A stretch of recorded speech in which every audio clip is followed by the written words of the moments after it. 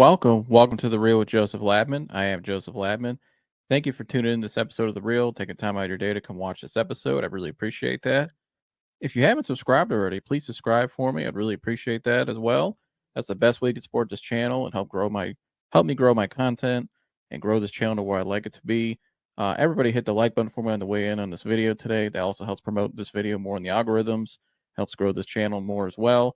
Please share this content. I would really appreciate that. My guests would as well. If you would please share this episode with someone you know that maybe is interested in the topic we're talking about today. Please leave a comment below as well. We'd love to hear your guys' feedback. You can interact with myself and the guest on the panel and the live chat as well. Whatever we're talking about, just leave a comment there in the live chat. Pop in and say hello. We'll put it on the screen for you. And without further ado, let's get to the show. Welcome back to The Real with Joseph Lamtman. I am Joseph Lamtman. Hope you guys are having a great what is today? Oh, I almost forgot. Today's Thursday. It's already May. Happy May 1st to you guys. We're in the month of May already. April just flew right by like every other month this year so far, and the older you get, the faster time goes. But happy Thursday to you guys. I forgot, I blinked for a second just because I'm so focused on today's show. I cannot wait to talk about it. What's good, Humble? Got my man Humble in the chat. Shout out to Humble. If you're new here, please like, subscribe, and share. I really appreciate that. It's the best way to support this channel. And it's free. Just a simple tap of the like button, simple tap of the subscribe button as well. And it really helps us to go a long way. We really need your support. And I thank you for all the supporters like Humble, who's a great guy, great supporter who's helped us along the way and supporting us. And so we thank you guys. And hopefully you watching today, if you haven't already, we hope you subscribe as well. And let's get into this one today.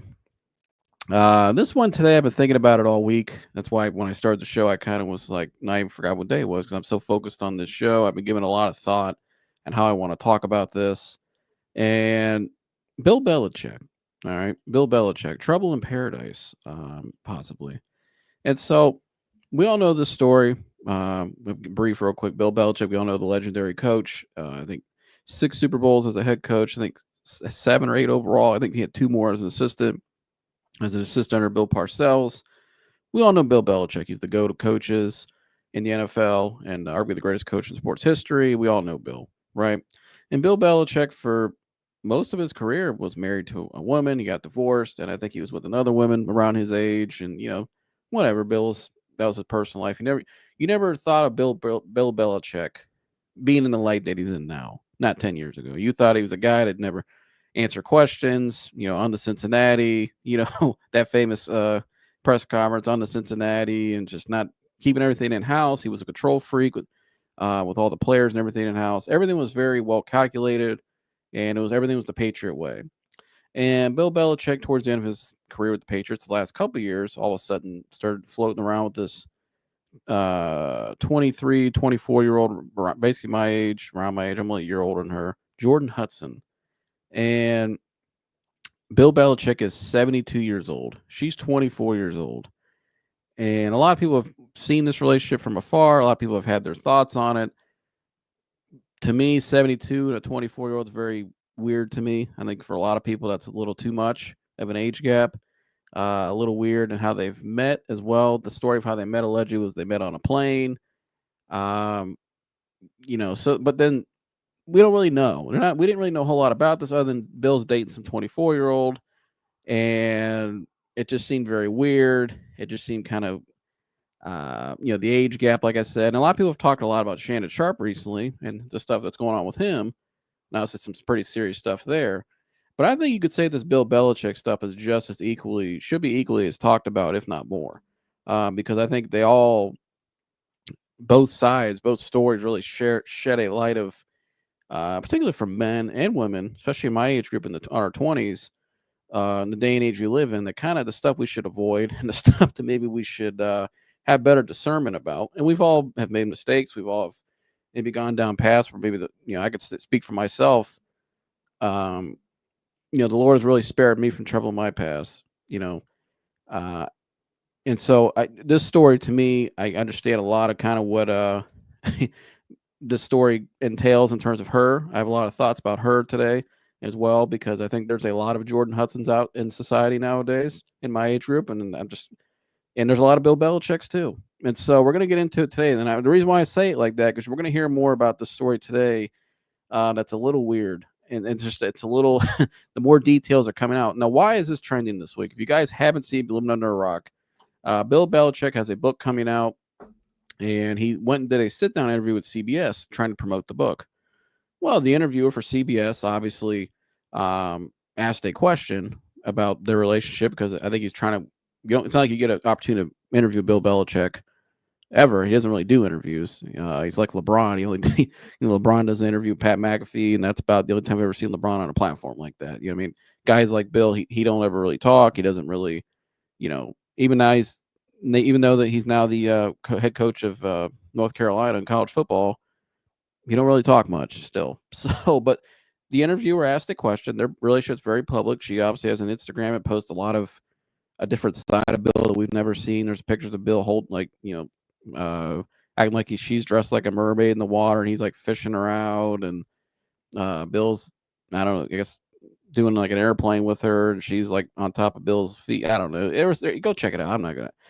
We've seen a side of Bill that we've never seen, a playful side, right? And so Bill has his book coming out, and during this interview, CBS says that his girlfriend Jordon Hudson was very much involved. That she stopped the interview many times. There was a report to come out from TNZ that she at one point walked out of the interview set, held up the interview for 30 minutes because she was pissed off, and she's very involved in what Bill's doing. She's CC'd on all the emails at North Carolina with Bill's emails. She now has not only a personal relationship with Bill Belichick, but Bill has also gotten her a business relationship as well. So now she's involved in all of his personal stuff and all of his emails, everything. We've seen her out on the practice field. You saw that clip. I don't know if you guys seen it. She was out on the practice field dressed like a Nashville star, like a Hollywood star, with the practice script. And I'm just sorry you have a 24-year-old that I've been in a locker room. I've been around guys my age. I am that age. You put a 24-year-old in that locker room like that, who's that open. You don't think some of them players are sitting there thinking, "Hey, man, you think I can get a piece of Coach Belichick's girlfriend?" Again, if you've been in a football locker room, you know what I'm talking about. There's no filter in a football locker room. Not saying that's happening, but Bill has really opened the doors to a lot of things that could happen. And I think this interview right here is very interesting, the way this went down.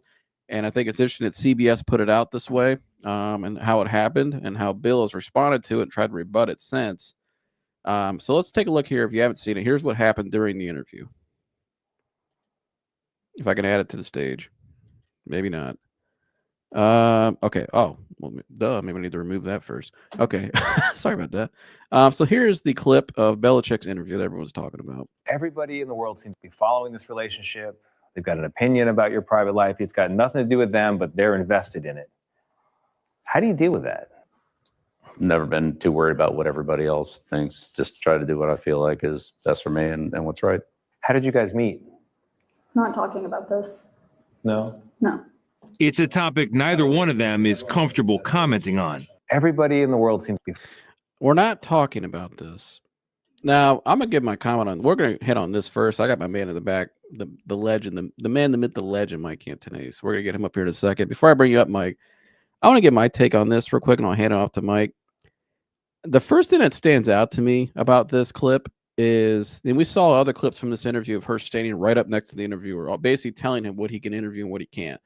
This is a 24-year-old telling the great Bill Belichick, right, the multiple-time Super Bowl 72-year-old coach, legend, and a professional company like CBS, a 24-year-old who nobody ever heard of before she started dating Bill Belichick, was some nobody from the middle of the woods in Massachusetts.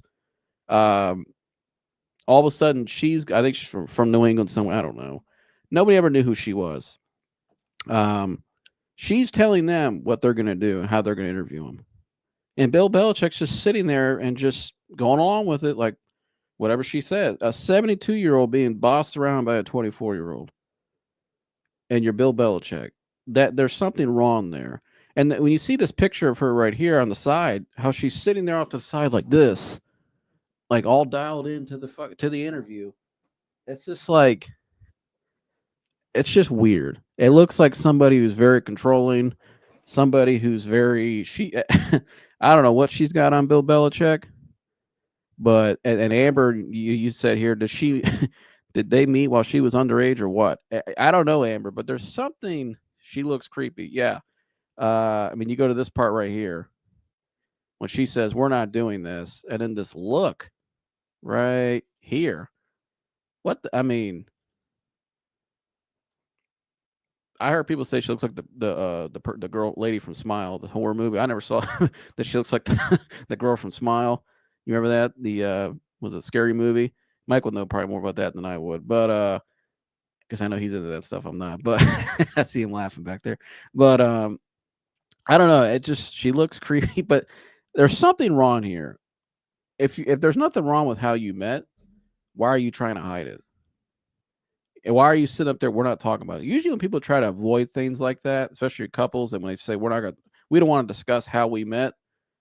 Yeah, and like Amber says, the way the way she refused to answer the question was suspicious. Exactly, Amber. And there's something wrong here because, and people now are starting to dig into her. And I think Bill Belichick could be somewhat of a victim in this, because I think Bill put himself in the predicament. Bill was thinking with his small head instead of his big head, which a lot of men do, right? And so I think Bill put himself in the predicament. We all remember this clip right here.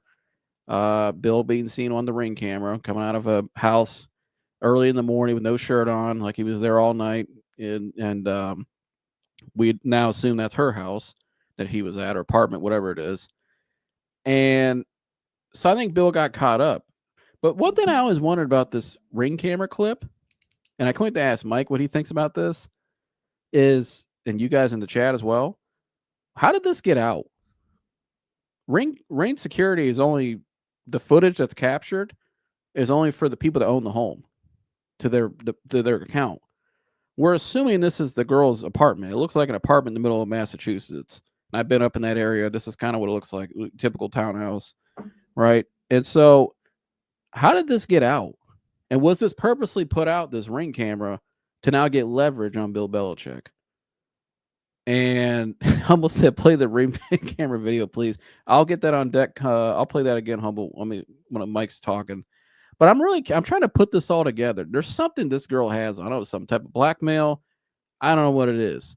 But to sit there and how controlling a 24-year-old girl like that, a woman could be on a man, like as with Bill Belichick's pedigree. Like, remember the Bill Belichick that we always saw for years? We would have never thought he would be in this situation. None of us. And then you go back to this Ring camera. You go back to like Amber, the question Amber asked earlier. What's really going on here? It seems kind of suspicious. How did this Ring camera get out? This footage? It's almost like it was leaked somewhere. Was it used as leverage? I don't know. There's a lot of questions. We're going to get into it today, like a lot of people are asking this week, because Bill Belichick may need our help. I mean, I'll be honest. I'm a little concerned, like everybody else, for Bill Belichick. I think Bill Belichick could be, and somewhat being held hostage, per se, theoretically, right now in this relationship. That there's something going on here. But I'm not going to keep talking. I'm going to let my man get his points off. And so, without further ado, the man, the myth, the mother effing legend, Mike Antonace. Mike, what's happening? You beautiful people. What is up? Did you like that entrance? Yes, that's a good one. I like that one a lot. But Mike, I appreciate you for coming up here today. That this is kind of a weird topic, but I think it's something you and I feel like we were called to do. You know, both Mike and I start off, we're both believers. You know, so we kind of view this as an opportunity maybe to speak to younger men, especially guys our age, and women as well, but especially men, maybe, you know, how to be careful. And you know, this could be another example of how tempting society can be, and how you have to always be on your P's and Q's in prayer, and that if you fall short, you can go back to God and God will help you. But, you know, we'll get into that at the end of the show, that stuff. But we appreciate you guys for tuning in today, and no matter who you are. And so, Mike, I'm going to hand it off to you. I'm going to go get that footage for Humble. He's asking for it, so I got to go get it for him. But, Mike, based on the things I've showed so far, and to answer your question, Amber, I don't think she does to this point. I don't think that's come out yet. Oh, does he have kids? He has kids. Oh, I thought you said the she. I'm sorry, Amber. I misread it. No, Yes, he does. Bill He has, I has, think, one grown son. yeah, he has a grown son who's coached with him on the Patriots, and I believe he has some other. I think he has a couple other kids too. Does he? I'll have to I look only that know up. of the one, the But linebacker coach. Mike, I'll hand it off to you. What's your take on all this? I think they both are just awful. I mean, yeah, that interview makes me feel bad for Bill Belichick, but Bill Belichick's a 72, 73-year-old man. Like, what, you got to think. I mean, maybe he doesn't mind, maybe he knows what it is, but no young woman in her mid-20s is going after a 72-year-old man because of your personality and looks. I don't hear unless you're like the dude from Full House that hasn't aged a day, whose name escapes me at the moment. The Greek guy. He's the only dude that maybe could pull that off. But no woman in her 20s is going after a dude in their 70s based off of personality and looks. And I just love being with them. No, that's just no. She's using him for money, fame, notoriety, whatever. And he put himself in that position. I mean, he's 72, 73 years old. He had to know what it was. Like, I mean, like, I don't think he's stupid. I mean, maybe and that's why I said maybe he doesn't care.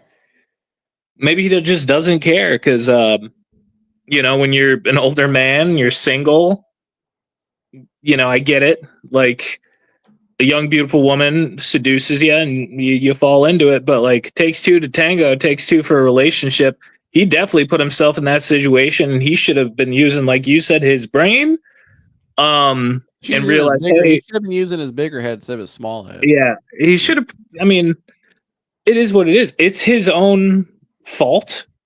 And like, she doesn't seem pleasant as far as everything I've been hearing. Now all of a sudden she has $8 million worth of real estate out of nowhere. I'm gonna bring that up in a minute. I got those clips on deck. We'll have some clips from a couple of the shows that people that broke it down.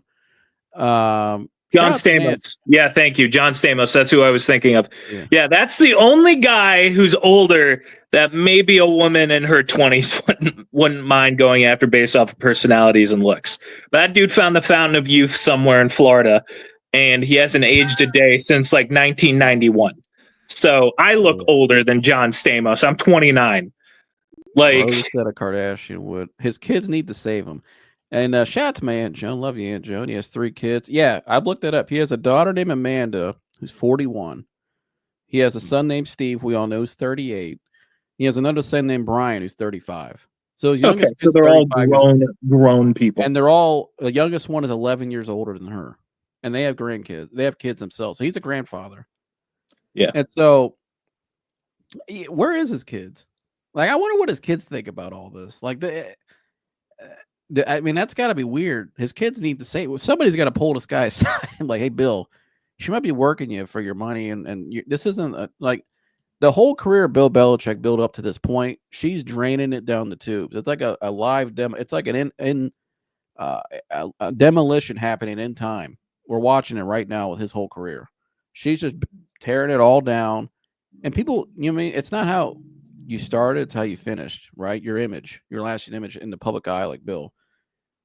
If Bill Belichick carries on with this, Mike, and something bad happens in all this, and she takes all his money or whatever, or it doesn't end well. If they get married, he gets fired from North Carolina. That's all people are gonna remember about Bill Belichick at the end.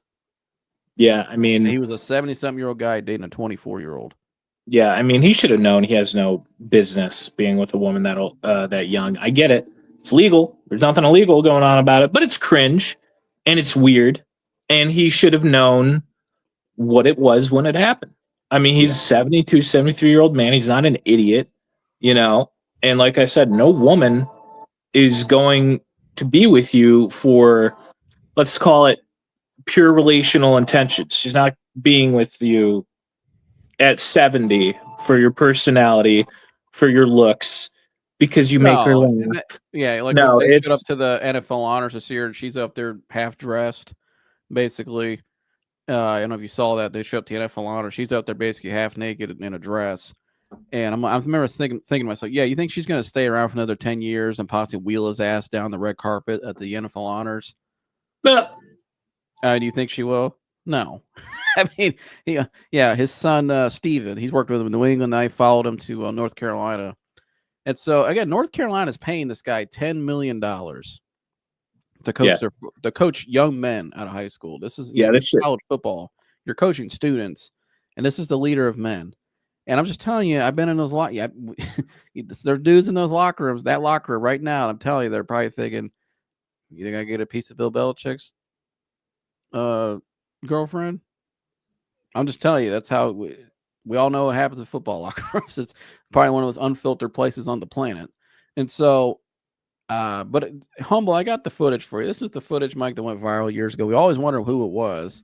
Everybody kind of assumed he was probably messing around with a younger girl. But yeah, here he is sneaking out of his girlfriend's home, caught on the Ring camera. All the music, perfect.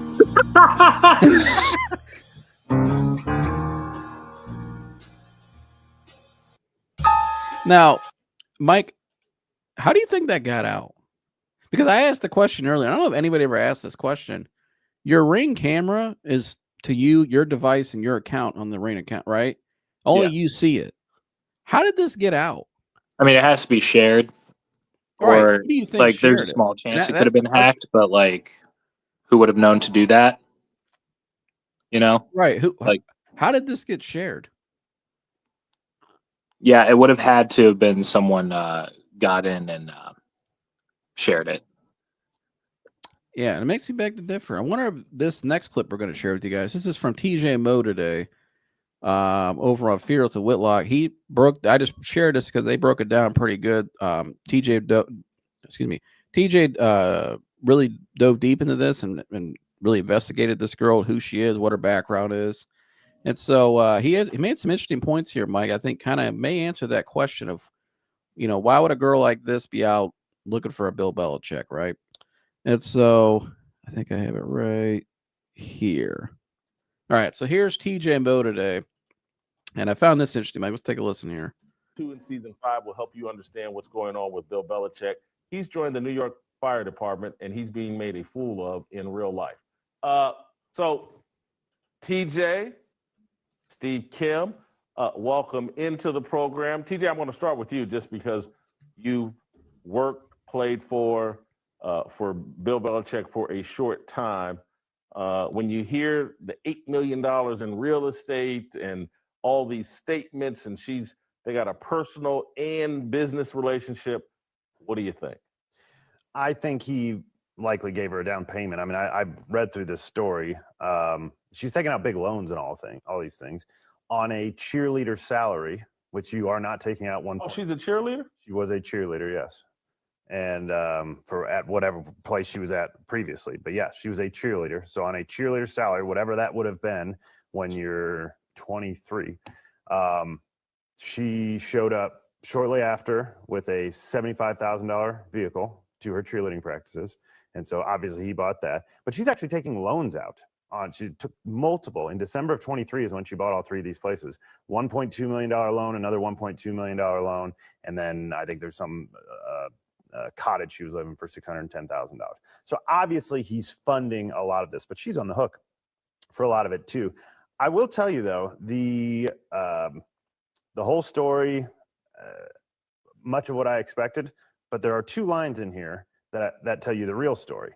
And that is this: Hudson was raised in Hancock, Maine, to parents who ran a fishing business that went bankrupt after their fishing grounds closed in 2000. Her mother eventually moved to Cape Cod, where she manages a sex toy shop and museum. What is a sex toy museum, Steve? Anybody ever been to a sex toy museum? What I is actually this? have. No, I'm joking. Okay. Where did she get this idea? It's from her mother. Somebody taught her what to do. Her mother runs a sex toy shop and museum. Again, I didn't even know these things exist. And then groomed her to become a girlfriend of a guy who was making, according to this story, $25 million a year when he was with the Patriots. I just got to pause right there, Mike. I didn't know that. I didn't watch this yet today, but I knew that he said some stuff that was pretty interesting. Your reaction, I'll let you go. What your reaction to that part, Mike, and all that? He said the loan she's taking out and that her mother, yeah. I mean, at least it kind of just goes back to what I was saying. Yeah, she's with him for the money. I mean, it's pretty obvious she's with him for the money. You know, like You know what's interesting about all this, Mike? You remember the OnlyFans girl that I talked about like a month or two ago? She like broke the record for how many guys she slept with in a day, and she said she's doing it all for money. OnlyFans model, and that her family was the part of the was part of her like financial advisors. So they're raking in a ton of money. And it's crazy. They always have families that come from pretty mysterious backgrounds like this. It's almost like she's manufactured is what she is. She's been created to act this way. could very well be, you know. But damn, like, I mean, this is gonna sound messed up, but like here, I almost am putting more blame on Bill. Like if like that all was out in the open and he knew, I mean, he should have known that about her family. Like again, Well, it Bill's makes you just- wonder though, again, going back to that Ring camera, how did that get out? And was that Right. used as leverage on him? could be. But again, Because he put himself I think there's a different story in how they actually met that they don't want anybody to know. And you know, they said Bill Belichick says he was parted ways from New England, but a lot of people thought he was fired from the New England Patriots, if I'm not mistaken, right? Mhm.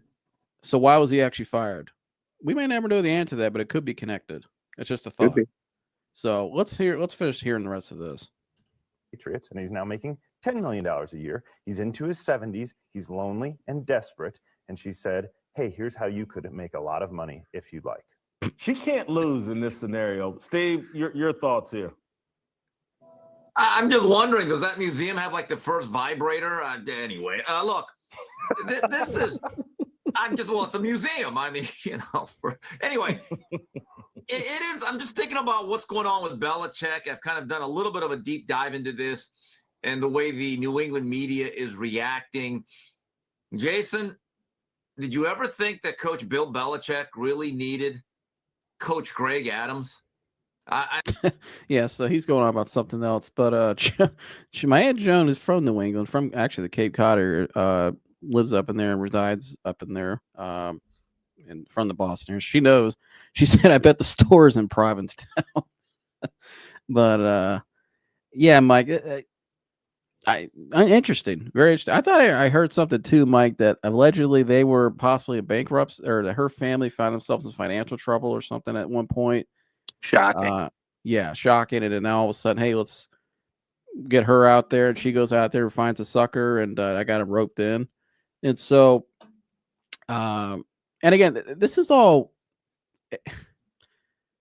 Am I really surprised by all this though, Mike? Not really, because you go back to 2020, right? You go back to 2020. We know what happened that year. It was a dramatic year. And my take on a lot of this is it goes back to that point where a lot of people were isolated in their homes, right? We were locked in our houses. And a lot of people didn't like that feeling of being lonely. And a lot of people since then have made a lot of irrational decisions. There's been a lot of consequences mentally for a lot of people since that time period, just because the mental health effects of sitting in your house in isolation, not getting political or why or should we or whatever. It is what happened, right? And so I think there's been a lot of people, Mike, since then who have really become very desperate to obtain things in life because they don't want to feel that feeling again. And I'm just telling you, somebody who went through agoraphobia and was isolated in their house, I know what that feeling of isolation can feel like. And it can make you want to get desperate. It can make you want to make irrational decisions, make you want to question God. It can make you want to go against what you know is morally not right.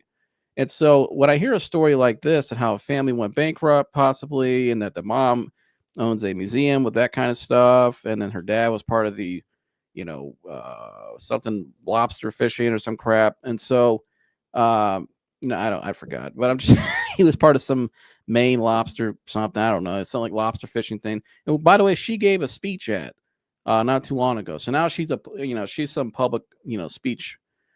She's some expert now. We got to get her out there. She's got some valid opinions. because she banged Bill Belichick, and all of a sudden she's got some logic. We got to get her out there like she's freaking Einstein. And so I don't know, Mike. I just feel like I look at this story. How does somebody like this make an irrational decision like that? How does a 20 something year old think this is okay? And we hear the background now with the mom, so we kind of say, okay, it sounds like TJ Moe was saying, this was learned behavior. But also it's just kind of, I think we've seen a lot of people in different ways, Mike, kind of react this in a desperate way where they will make decisions like this. Yeah. And, I think women want to be led by strong men, want to have security, right? They want to have, like the Bible talks about, men are supposed to be leaders. Men are supposed to be a safety net. Men are supposed to be protectors. And I think a lot of people from that lonely feeling made irrational decisions. And I think she's an extreme example. And there's a lot of people out there that I know in my own community. I'll just leave it like that. And Mike, some of the stuff I've came across. Not to get into it publicly, but there's a lot of Jordon Hudsons out there. And they'll do whatever it takes to obtain power, wealth, and the life that they think they have to live because social media and the world tells them they have to, and because of peer pressure, and they'll go out and make dumb decisions like this. And unfortunately, in this woman's case, you could tell by her background that this was somebody that was probably in the makes to become this all along. So, anything you want to add to that, Mike, or your take on this, or what I just said? I mean, there's a lot of that going around. I mean, people make bad decisions all the time. I mean, here there's, it comes down to, it could be parenting, comes down to rash, desperate decisions and loneliness, like with Bill Belichick. But again, man, Bill really should have used his head. I mean, his big head. Yeah. I mean, just say, yeah, it's almost like, you see this all the time with athletes. How a lot of athletes are, very promiscuous. We'll just call it what it is, right? Because they think, I got all this money, I could pay. And you heard Gilbert Arenas say that thing on his podcast last year with Nick Young. He had his fiance up there. He said, if I was an OnlyFans model, I would just target all NBA guys. He goes, because they'll get you on a monthly salary. And he broke it down, and Gil would know. He was part of it. And I'm not saying it was right, but he broke down how you could make millions of dollars just basically being a side piece for athletes. Yeah.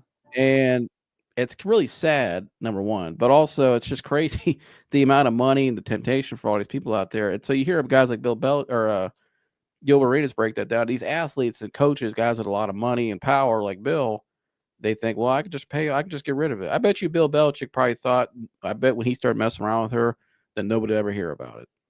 Yeah. But yet again, why was that Ring camera released, the footage? And it's almost like she was an opportunist and said, I'm going to get some advantage on this guy. And now it's almost like he's controlled. Yeah. I mean, very well could be. I mean, that's very possible. And I just keep going back to it, man. It's just how can you be that dumb? No, and you're rich. Right. Come on, bro. Even if you're an attractive, younger, rich guy, I've listened to podcasts where it's I got to vet my relationships well because I need to know if they're actually with me for me or my money. I've listened to wealthy, younger people talk about it in that respect, but it's bro, you're rich, you're old, and you're kind of gross. And what are you doing? What do you expect? What do you expect a 25-year-old to get with you for? She's with you for the money. She's with you for the fame. She's going to milk you dry. She can. Honestly, I don't want to say he deserves this, but I mean, you fucking, it's like going into a dynamite shop and it being surprised it exploded. What? Yeah, that's a great analogy. It's almost like his ego got out of hand. She said that ring cam came from her house. Exactly. And I looked that up too, and I found that. And that's what I wondered. How the hell did that footage can only get released unless the homeowner releases it? And it's clear as day, the footage. It's off that camera. Who released that footage? And at that time, we didn't know who he was messing with. We knew it was somebody, probably younger, but we didn't know who it was. And I'll be honest, it was kind of creepy too, the footage. A guy walking out of a younger girl's house, older man like that, walking out of a younger girl's house with no shirt on. If I was her neighbor, if I knew who she was and I was her neighbor, I probably would have called the police, or I would have been a little concerned, if you know what I mean. Should buy some more shirts. Why the hell does he have shirts with holes in them, by the way? I know that's a thing of his. What is that all about? He's always done that. And it's like, buy some shirts. You're worth like hundreds of millions of dollars. Someone had access to it. Yeah, usually the homeowner. The homeowner's the one that has access to the footage. I know, like, if you can't release that footage publicly in the community tab unless you share it. Yeah. And so there's something it's not adding up in it, but it adds up to me when you hear her background, you hear where her family was, and you see where he was a fool, and she's making a fool out of him in a big way. And like you said, I mean, where's the people? I don't know where his people are around him, but we are hearing more. And I got some this clips right here, Mike will react to. This was here we go, right? Sorry, let me get my timestamp down. Right here. Here's some more footage of people that are close to Belichick and know Belichick. They either A, don't want to talk about it, or people like Charles Barkley, who are good friends of Bill, are very concerned. And so let me get this back on the screen. All right, can you see it now, Mike? Mm-hmm. All right, here we go. Transpiring with Belichick is relatable, and that's why, again, it was captured in the Rescue Me story, that like this stuff goes on. Men get themselves in positions, maybe there's no work, personal life balance, and then you start making irrational decisions in your personal life. It's certainly relatable to me. And so but Steve, you raised an interesting. Oh, wait, I got the wrong timestamp. I'm sorry about that. Oh, here we go. Right here, Mike. Number 12. This is him walking off the set when they're having a Belichick conversation. Play the clip. Well, you do not. That's where RC steps exit out the stage. I know who you're referring to, Mr. Riddick. Ooh.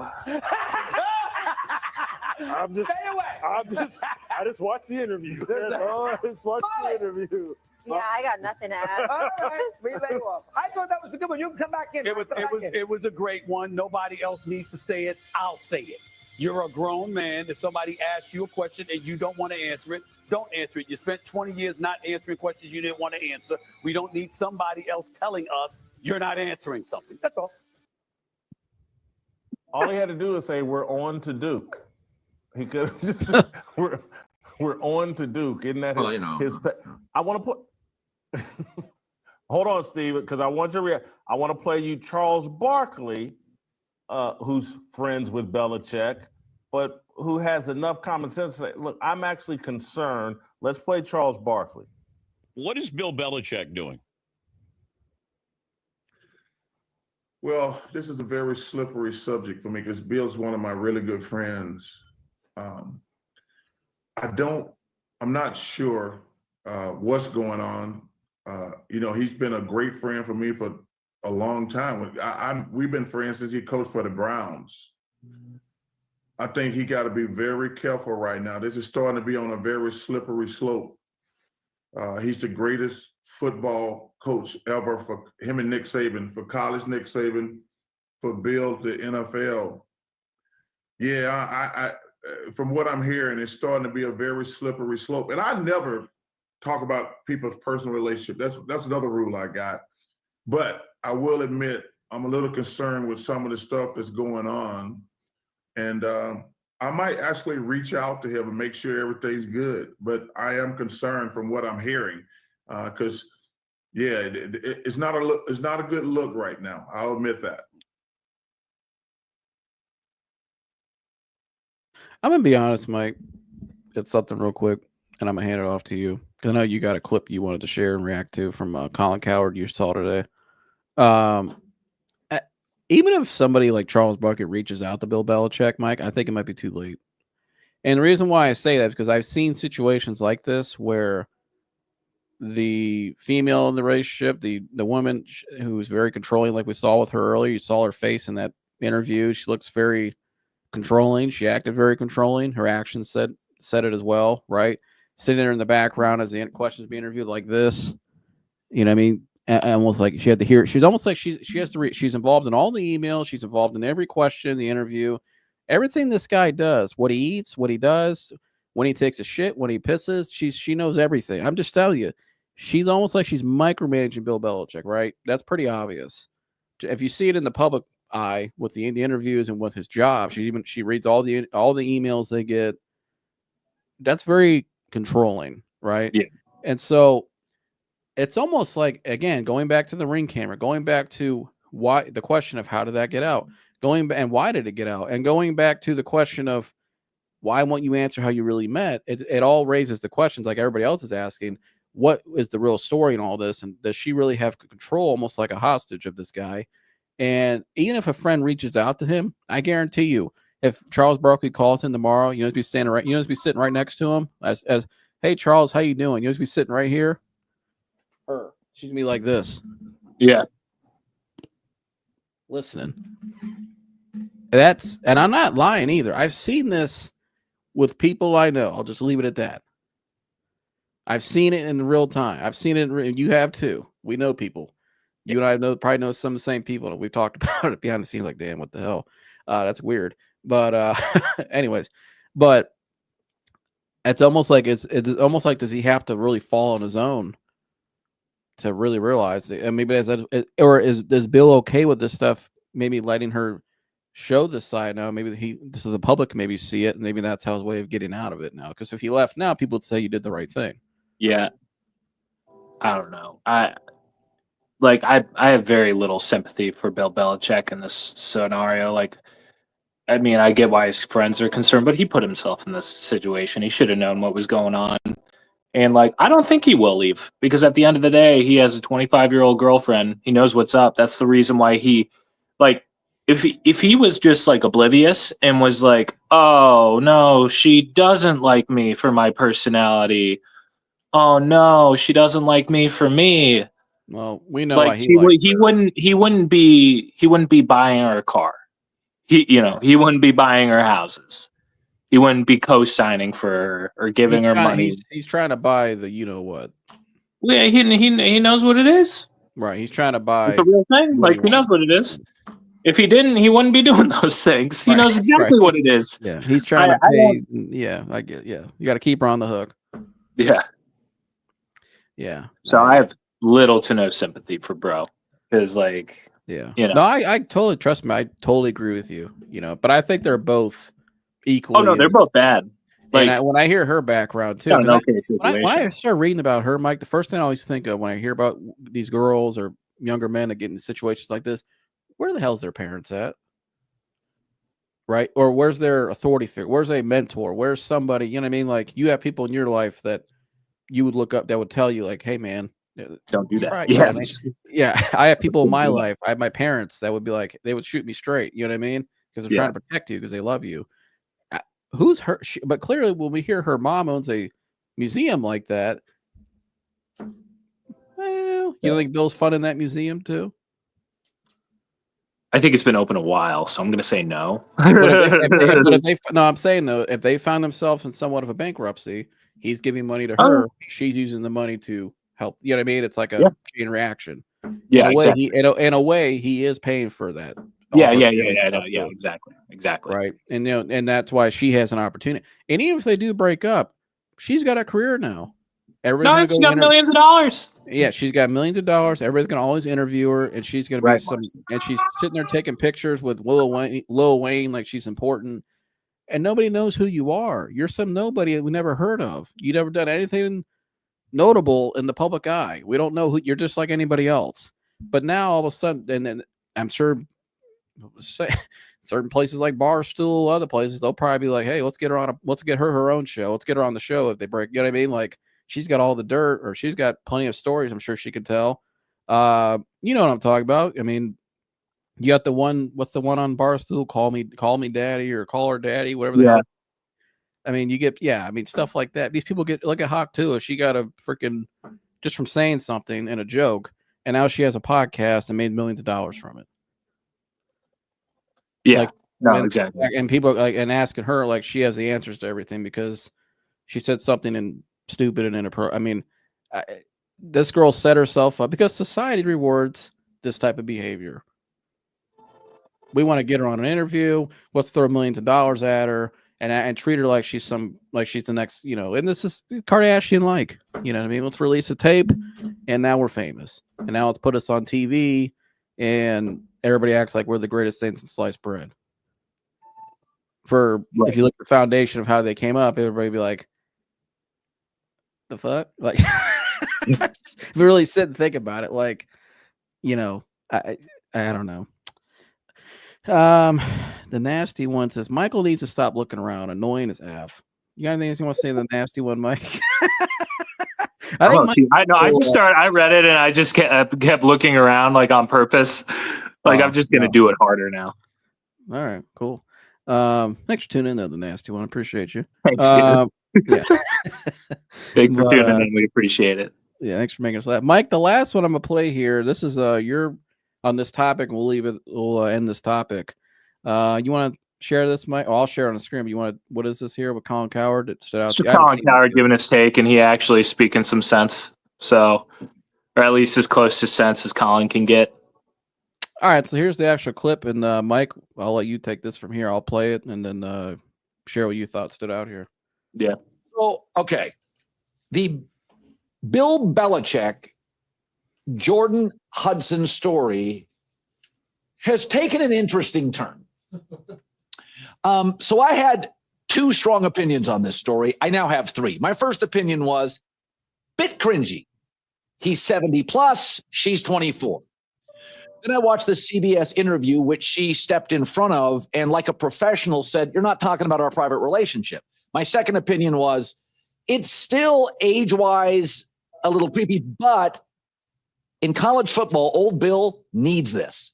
He just happens to be dating it too, but he needs this. Then another story came out and skeletons are starting to be unearthed and reporters are starting to report. There was a story in the New York Post yesterday that Jordon Hudson has amassed $8 million in real estate, multiple homes, starting at the time she started dating Bill. Who am I to pry?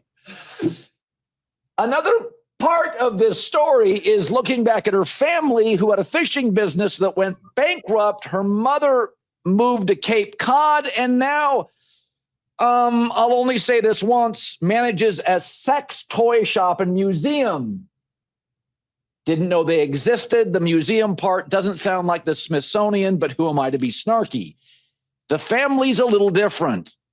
It does appear now I'll have a third opinion, which is they are both benefiting in multiple ways from each other. Whatevs. It's gone from cringy to crucial to crypto. I don't know what the hell I'm going to get tomorrow. That's why I don't know. You can stop it there. Here's the thing. She is providing a service. Take your mind out of the gutter. She is providing a service as his social media director, and she'd like to be compensated for it. That's, I think, where we are. But let's go back to the beginning and my skepticism. Yeah, so he made a bunch of sense there. He just hit on everything. He was funny about it. Like Colin doesn't usually like break stuff down like that, but I think he did a good job about doing like kind of just echoing what I was saying, like providing a service. Bill knows exactly what's, getting into. They're both benefiting. They're both as guilty, and it's equally still cringy and creepy. Yeah, I think it just echoes. Everybody seems to have the same opinion on this. Yeah, I just unbelievable. It's unbelievable when you to hear that again about her background. It's just kind of like $8 million since she met Bill. $8 million to do absolutely nothing. What has she done? It's worth $8 million. besides pleasure Bill Belichick? That's not. I don't think that's an $8 million investment. No. Not just. I'll just put it out there right now. Again, I just unbelievable. And again, I like my point I make, and we'll end with this on a serious note. There's a lot of Jordan. See, all the young brothers out there our age, all right, any age, all men, and women as well, because there's men like this as well out there. And again, Bill Belichick looks like a fool in all this, and like Mike said, it's hard to have sympathy for a guy to put himself in the situation. However, I think Bill Belichick, like a lot of people, fell short. Right? His flesh took over. He thought with his small head instead of his big one, and he put himself in a bad predicament. And he's paying the price for it publicly and privately. And so I think you can make mistakes. People make mistakes all the time. But I think there's people out there like her who are looking for people like Bill and are opportunists, and they have no F's of who they destroy, who they take down, who they hurt in the process, which home they wreck, or if that's the case, or how much they put a burden on this person, how much they control this person's life. And and in this case, you got a public figure like Belichick who had this historic great career, a whole legacy. And like I said earlier, she's running a whole demolition over all of it and tearing it down, and she gives no F's because she's going to take that money and move on with her life. And and she'll always be known as Jordon Hudson now. Everybody knows who she is now, and she'll turn herself into this political, or not political, excuse me, I don't want to think. This public figure is the word I'm looking for. This public figure. Well, who knows nowadays? She may turn a political figure. Anybody could do that nowadays. But she may, you know what I'm talking about. But anyways, she's gonna be some public figure, and she'll profit all this money off of this, and that's that. But again, to all the young people and people out there, general, you have to be on guard. And if you don't believe in God, believe in something, or you'll fall for anything.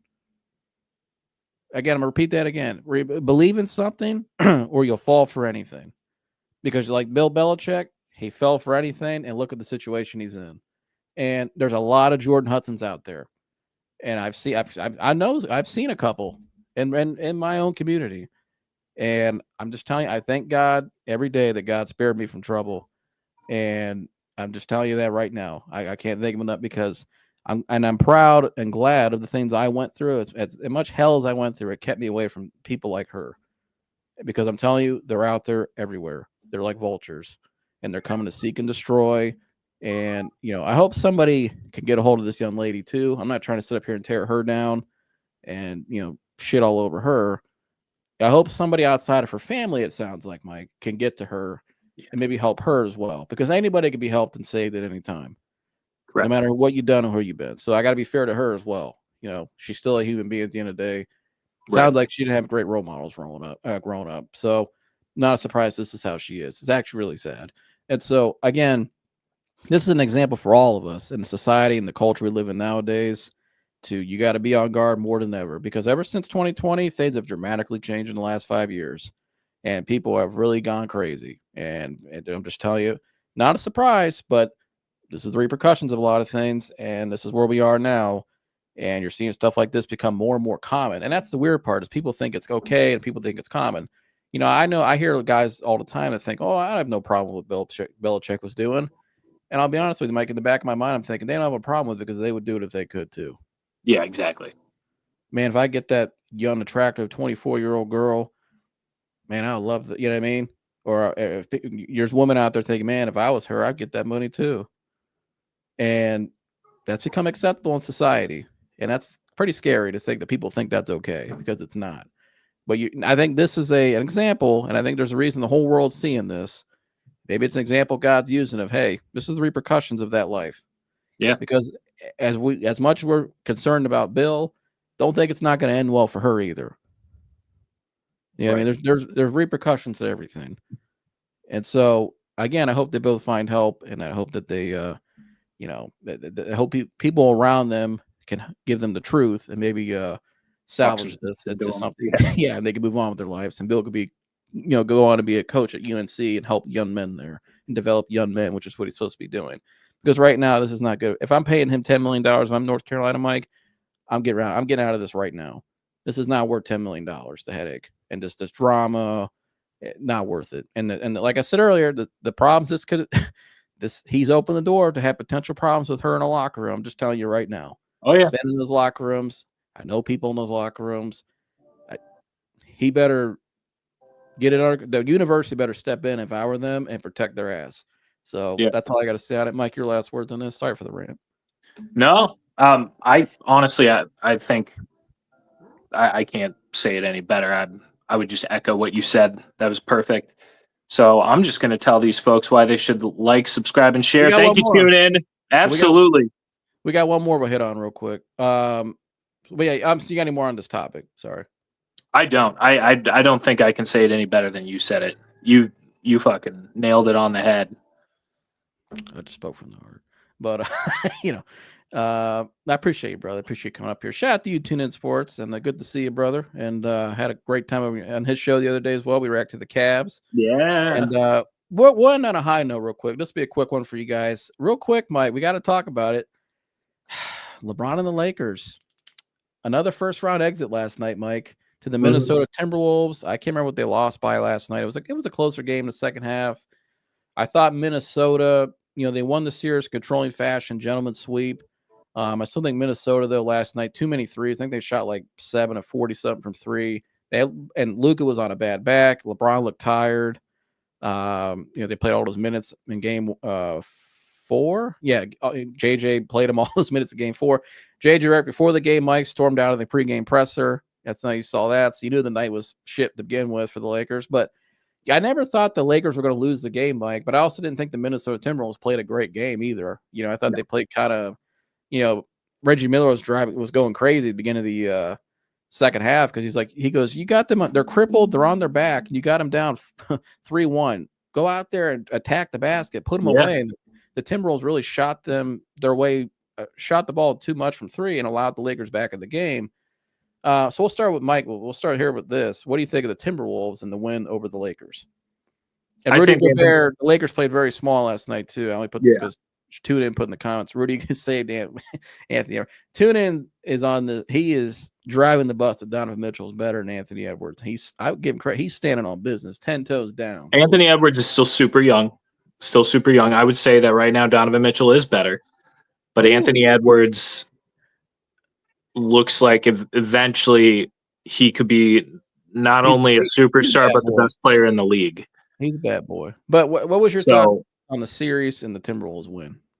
I mean, here it's just a symptom of an ongoing disease that the Lakers have had since LeBron went there. They just can't get it right. LeBron every year is getting older. He's doing less. I know he's scoring a lot of points, but he's not attacking the basket like he used to. Jeff Teague had mentioned something like that we had been talking about earlier in the day. And he just doesn't – he's not the same. And, the Lakers don't play defense. And here, I think they play an older style of basketball. And when I say older, I mean like 10 years ago basketball, where it's like as long as you can score a bunch, shoot a lot of threes, you can be successful in not playing defense. That's just not the way the league is anymore. You look at a lot of the more successful teams, OKC, Cleveland, us and OKC, how we found success. Yeah, we can shoot the three and we can shoot the ball really well, but we also work just as hard, if not harder, on the other side defensively. And you still have these old teams subscribing to we're just going to outscore you, and that just doesn't work anymore. You can't do it. You got to play defense if you want to win in this league nowadays. There's no more outscoring because, the three ball has become so important. Everybody's shooting threes. Everybody's doing it. Now it's a matter of can you do that and play sufficient defense? And the Lakers just haven't been able to do that for years. Well, I think what you're seeing too is you go back to the Warrior super team that everybody thought was live by the three, die by the three analytics. But the Warriors really they had two of the best shooters of all time. And they went out and acquired another one of the greatest shooters of all time in Kevin Durant and had a great playmaker in Draymond Green to facilitate the ball in a great system and great role players. He said, thank you, Mike. You got to get Joseph on the Donovan Mitchell campaign. I haven't given an answer on that yet. I said it's close. I like Anthony Edwards a lot, and I love Donovan Mitchell. He's having a hell of a playoff so far, too. But just dominant. And I can't wait to see him against the Pacers. Like, this is the series for him where he can really show how much he's elevated his game. But, back to my point, though, that Warriors team, like, only shot 28, 29 threes a game. You look at the Boston Celtics now, you look at the Timberwolves last night, teams are averaging, even the categories, it's like, holy shit, teams are averaging 40-something threes a game now. And I just think that's bad basketball. Teams don't play defense like they used to because it's not an athletics. These guys are more athletic, more whatever than we've ever seen. These are the best athletes we've seen ever. These guys are more athletic, more skilled than we've ever seen. That's what we're looking for, skilled. But defensively, the effort and the execution and the coaching in some ways, it's just not where it used to be. And that's a decision, that's made by a player. 70% of defense is effort. And so, and assignment and communication. And communication is big. A lot of teams don't. Bad teams play silence. Good teams, they're always talking. They're always communicating. And so the Cavs are a team that communicates. They are well coached. They know their assignment. And I think also, I think last night showed the importance of, and I'll ask you this, the big man is still valuable in the NBA. I mean, Rudy Gobert last night had the game of his life because the Lakers chose to go small and had a 6'8" center out there. And Rudy Gobert was like the second coming of Wilt Chamberlain because of it. Yeah. And Rudy Gobert is a solid NBA player, won 4 Defensive Player of the Years. Very good player. He's a very good big man in the modern NBA. But he's not Shaq. He's not Hakeem. He's not, he's not Nikola Jokic. He's not Embiid. You don't have that scoring facility. You don't have the scoring game like that. But I'm just curious, Mike, what did you think of the Lakers going so small? And number one, JJ Redick storming out of the press conference pregame, but then also, I think he got out coached in the series, Mike. The small lineups and putting in, what's his name last night? Maxi Kleber, who hasn't practiced since January. A guy who hasn't practiced with the team, and he puts him out there with 6 minutes left in the game in a 2-point ball game. I thought JJ Redick, Mike, was a little out over his skis last night, and I thought he got out coached, and they made him pay for it. And I think what you saw last night was an example of the small ball thing is too small, is too gimmicky. You got to be able to hit the mid-range still, and you still got to be able to hit 2-point. A basket's a basket, and smart basketball. So, your thoughts? Yeah, no, I'm here. I agree. I kind of go back to what I was saying. All these teams, some of these teams are trying to play like it's still 2015 when that like small ball thing was a new thing, and like it's just not. Like it doesn't work anymore. You need to play defense. You need a big man who can defend the rim. And if you want to be successful offensively, you still got to attack the rim. And the Lakers, like you said, I mean, JJ Redick was just out coached, outclassed. He looked lost. Like the Maxey thing. Oh yeah, he showed he was a first year head coach and showed that he didn't have a lot of experience outside of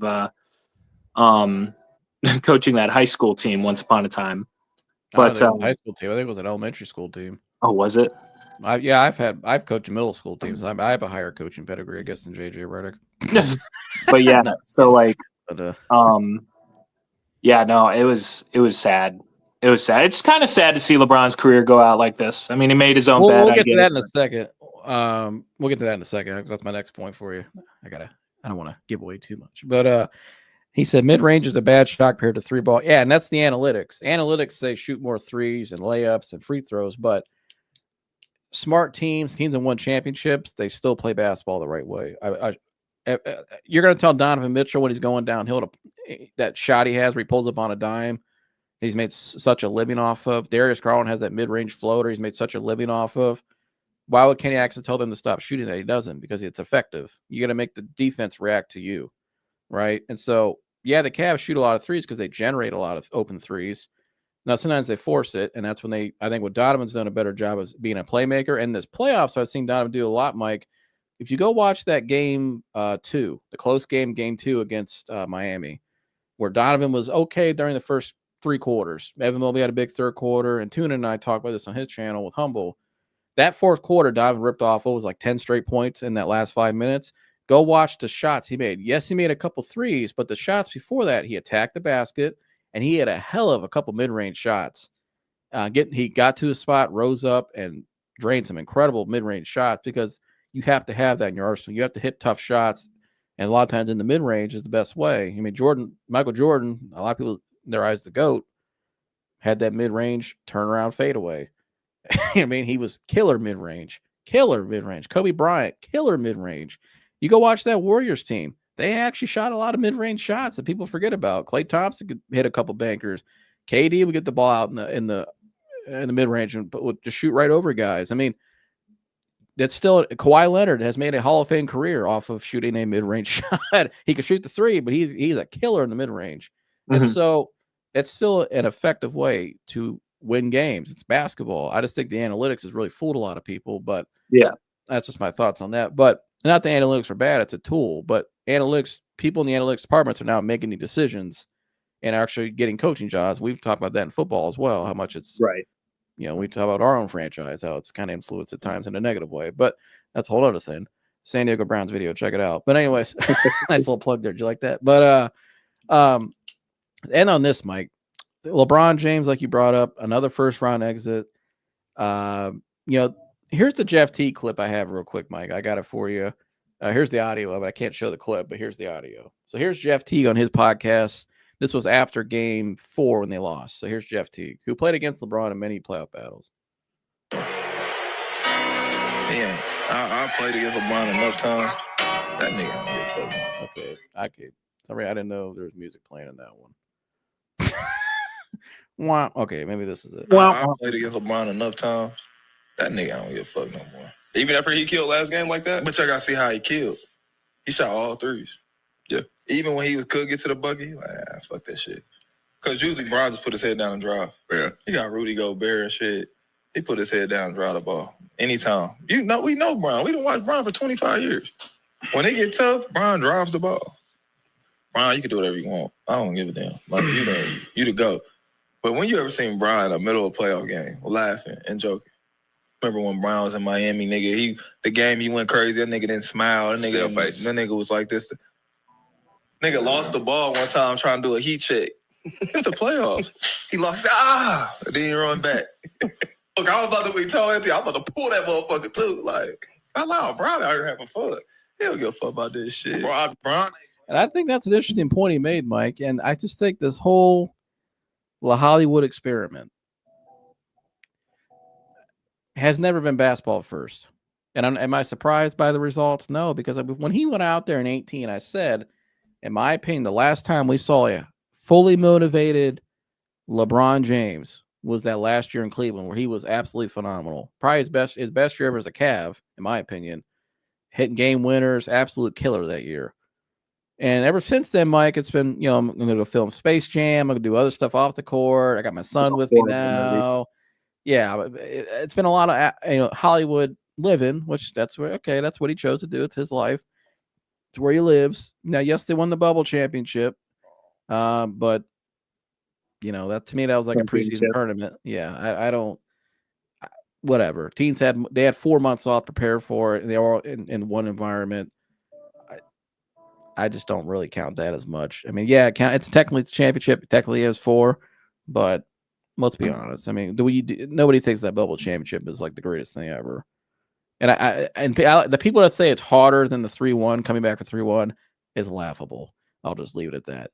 And I don't know Mike agrees with that, but I just Mike, your thoughts on LeBron's this whole Hollywood experiment? I think it's been, from a basketball standpoint, has not lived up to the expectations. No, it hasn't. It's sad to see his career go down like this and go out like this, especially like, you know, LeBron, at least from what I'm used to as a Cavs fan, is like year in, year out, finals, Warriors, Cavs, Warriors, Cavs, Warriors, Cavs. Felt like that was all it was for 4 years. And, you know, it's a damn shame that, you know, to see him go out on kind of a low note, you know what I mean? Yeah. You'd like to see him get, well, not at the expense of Cleveland getting another one, but you'd like to see him get one more, as long as he wasn't playing the Caps. In that case, then sorry, LeBron. But like, you know, it sucks, man.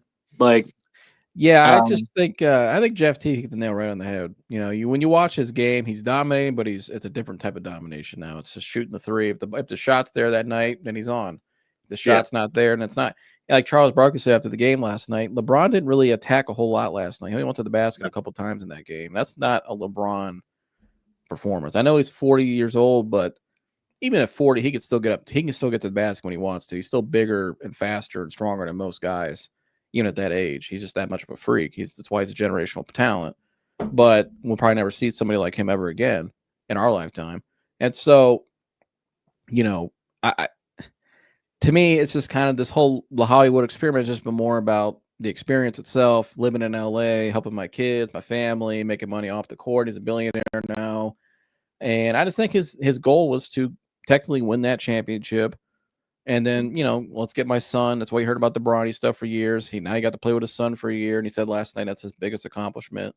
And I think his next goal, I don't think he retires. I think he plays 2 more years.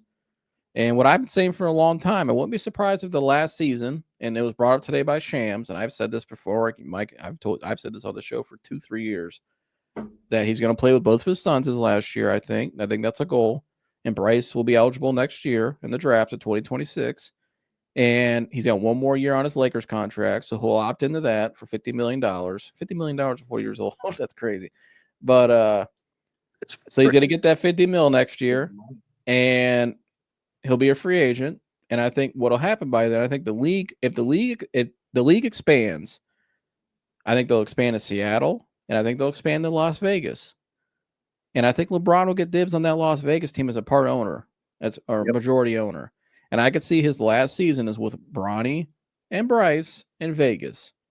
If it's not in Vegas, it'll be in LA most likely, if it hasn't expanded yet. But if it does, the Vegas thing is a real deal. But I think it's not a coincidence Shams brought that up today, because we know Shams is technically, in a lot of ways, he's connected to Clutch Sports. They're represented by him. So when Shams says it, it's what they want out. It's you know what I mean? They're getting it prepped up, warmed up. And I've been saying it for a couple of years now. I gave a shout out to Carcino for life. He's been saying on his channel for years that's going to be the goal. And that he even mentioned Kevin Durant possibly trying to get dibs on the Seattle Supersonics team as ownership as well. Keep an eye out for that. We know that's where he started his career. So I think LeBron ends his career. I think like Jeff Teague hit the nail right in the head. He's not really worried about winning championships anymore. It's more about playing with my sons and going out doing what he wants to do, and that's what it is. I think him and his camp use the longevity thing as the GOAT. That's their talk. Their main point in the GOAT debate is the longevity point. Well, he's the greatest scorer. He's the most points in NBA history. He played. Look how long he played. They're going to use that argument against the Jordan debate. Right. And so I think that's what they're going to bank their hat on. It's all they can bank their hat on. And so that's my thoughts now. You got anything you want to add to that? No, we've talked about that. You got anything you want to add to it, Kat? Marcy, you got anything to add? No? Nah, she's sick of it. I don't blame her. But you want to tell them why they have to like, subscribe, and share, Marceline? Huh? No, she's tired. Oh, no. Nope. She's gone now. She's out. But, so I'll tell you instead, since Marcy doesn't want to. Subscribe and share. Go ahead, Mike. Please like, subscribe, and share. Thank you guys so much for joining us today. Thank you all for joining us, commenting, all that good stuff. If a like goes a long way, it's free. It's one tap of the button, takes 5 seconds. We really appreciate it. It gets us our content out there. And subscribe if you enjoyed the content, or even if you didn't enjoy it, just subscribe just because. You don't have to watch us ever again, but that number going up is super important to us. But again, thank you guys so much. Share this content if you could, and yeah. Well said. There you go. Applause on that. But yeah, like Mike said, like, subscribe, and share all the good stuff, and we'll see you guys in the next one. We're out of here. Gone.